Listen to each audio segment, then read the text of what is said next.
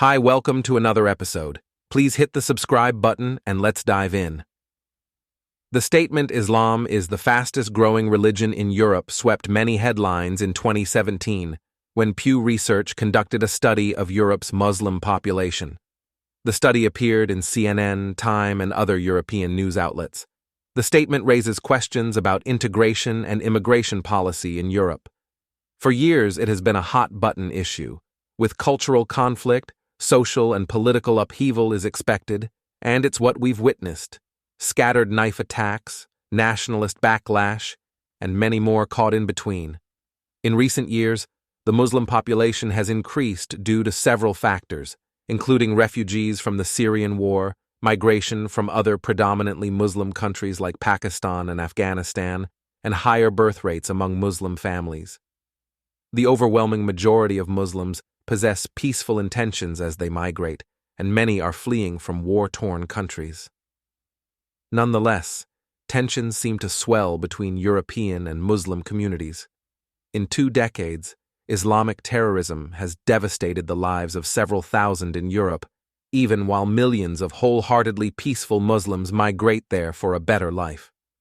The smooth inclusion of Muslims remains a top priority and frequent political talking point, though each country has its own nuanced political atmosphere. Simmering animosity exists in part due to the prejudiced idea that all Muslims are associated with terrorism. Additionally, many Europeans believe Islamic values are antithetical to their own. Fertility rates indicate how many children each woman will have on average. If the number is less than 2.1, then the population will decrease over time. Additionally, if the population is older, the birth rate will be lower. It so happens that currently, more Muslims are younger than their non-Muslim European counterparts. In Europe, on average, the fertility rate for non-Muslims is 1.6 children per woman. For Muslims, it is 2.6 children per woman. A full child, more statistically. From natural births, Europe's Muslim population increased by 2.92 million, while its non-Muslim population decreased by 1.67 million between 2010 and 2016. Muslim birth rates are significantly higher than non-Muslim birth rates in Europe, but those rates are on a downward trend. Typically, as women globally gain access to education and become westernized, their birth rate decreases. Literacy explains about 60% of the fertility differential across the Muslim world, according to Goldman. The preponderance of evidence shows that, as Muslims lose traditional values and gain access to education and contraceptives, their birth rate declines. So, from 1990 to 2010, the global Muslim population increased at an average annual rate of 2.2%. However, the projected rate of average annual growth will slow from 2010 to 2030 due to those declining birth rates.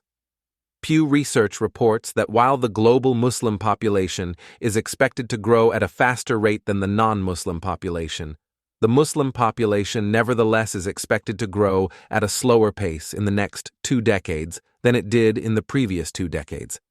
In Germany, the birth rate of Muslims is higher than the national average, but is still below the necessary birth rate to maintain their population.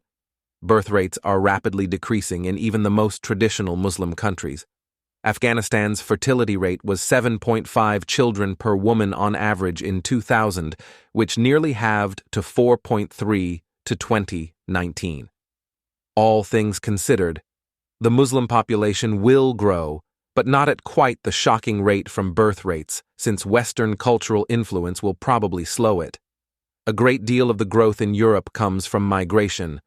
The Pew Research study does not include illegal immigrants in its numbers since that data is nearly impossible to gather, though they estimate that as many as 3.8 million illegal immigrants, those not seeking asylum, were living in Europe in 2017. Migrants and refugees into Europe generally come from Muslim-majority populations. From migration between 2010 and 2016, Europe gained 3.48 million Muslim migrants, as opposed to 1.29 million non-Muslim migrants. Of those, 1.6 million people migrated to the UK. and 43% of that population was Muslim. For instance, from 2010 to 2016, there were 650,000 regular migrants and an additional 610,000 refugees from Syria. 1/4 of all migrants to Europe in recent years have been refugees. The impact of migration on the Muslim population greatly varies based on the policy of certain countries. For instance, between mid-2010 and mid-2016, Germany accepted an estimated 670,000 refugees, roughly 86% of whom are Muslims. For context, they accepted 3 times as many as the next country, Sweden. Germany's policy of extremely open borders naturally affects its demographics and its future. The plight of these migrant families is beyond comprehension. Many are fleeing from the violent oppression of Muslim terrorist groups. The assumption that all of them migrate to destroy the West is simply false, as most are peaceful people. The increasing Muslim population has given rise to a firm surge in nationalist sentiments, which can fuel fringe alt-right groups.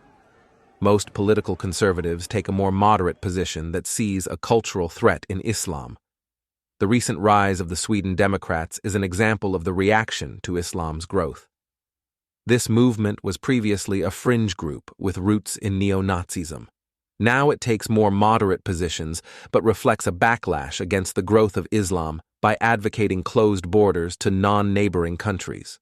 Reflecting a similar sentiment in Germany, a group called the Patriotic Europeans against the Islamization of the West held several rallies. They were especially active in 2014-2016 and reached around 25,000 people at one rally that focused on mourning the victims of the Charlie Hebdo terrorist attacks. Around half of Germans vaguely view Islam as a threat. These anti-migrant ideas can themselves morph into extremism.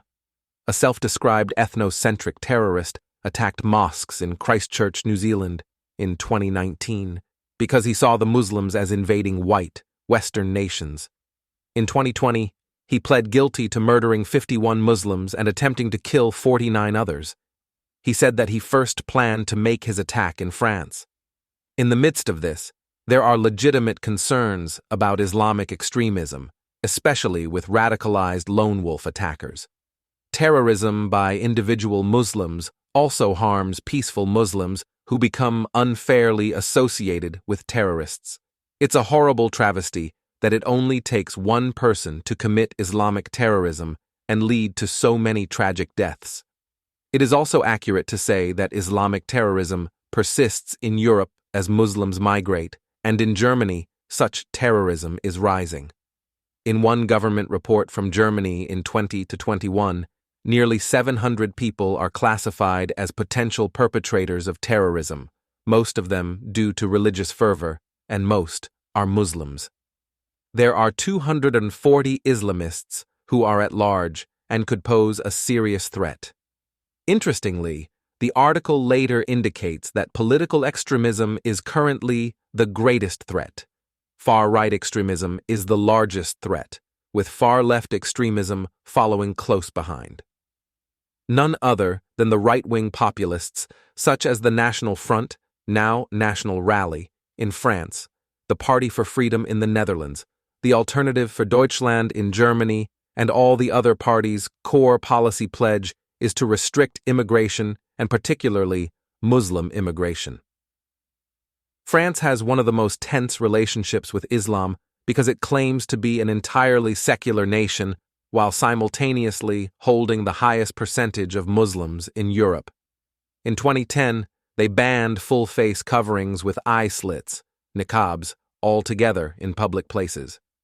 One report said that in 2019, 44% of the French believed Muslims were a threat to their national identity.